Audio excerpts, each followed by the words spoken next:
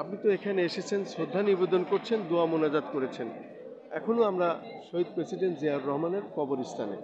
আজকে আজকে এই যে সংহতি দিবস, এই দিবসে আপনার কিছু বলার থাকলে বলেন।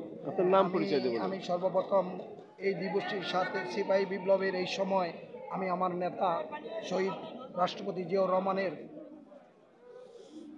শ্রদ্ধা জানাচ্ছি, ওনার আত্মার মাগফিরাত কামনা করছি।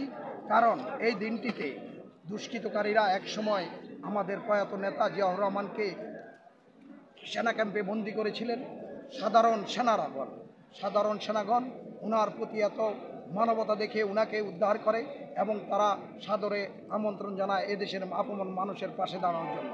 আমাদের প্রয়াত নেতা সেই আমন্ত্রণকে গ্রহণ করে এদেশের মানুষের পাশে দাঁড়িয়েছিলেন, এদেশের মানুষের জন্য উন্নয়নমূলক ব্যবস্থা করেছেন, এদেশের রাষ্ট্রের অবকাঠামোগুলোকে সুরক্ষিত করেছেন, রাষ্ট্রের শিক্ষা ব্যবস্থা, বাসস্থান, অন্যের ব্যবস্থা করেছেন, এদেশের মানুষের জন্য কর্মসংস্থানের ব্যবস্থা করেছেন, এদেশের জন্য তিনি শহীদ হয়েছেন।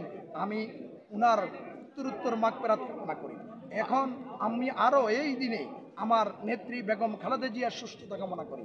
এই সময় আমি তারেক রহমান আমাদের ভারপ্রাপ্ত চেয়ারম্যানের সুস্থতা মরে দেশে এসে গণতন্ত্রকে সুরক্ষিত করার আন্দোলনে এদেশের আপামর জনগণের গণতন্ত্র অধিকার আদায়ের আন্দোলনে উনি শরিক হয়ে এদেশের নির্বাচনের অধিকার ফিরিয়ে দেবে এই আশা ব্যক্ত করে বাংলাদেশ জাতীয়বাদী চালক দল উনার 31 দফা বাস্তবায়নের মাধ্যমে চালকদের অধিকার সমন্বিত করবে, চালকদের অন্ন, বস্ত্র, বাসস্থান, যাতায়াতের উপরে সকল আলোকপাত দিক নির্দেশনা দিয়ে উনি চালকদের অধিকার সুনিশ্চিত করবে এই আশা ব্যক্ত করে আমি আমার বক্তব্য শেষ করছি। আপনাকে অনেক অনেক ধন্যবাদ।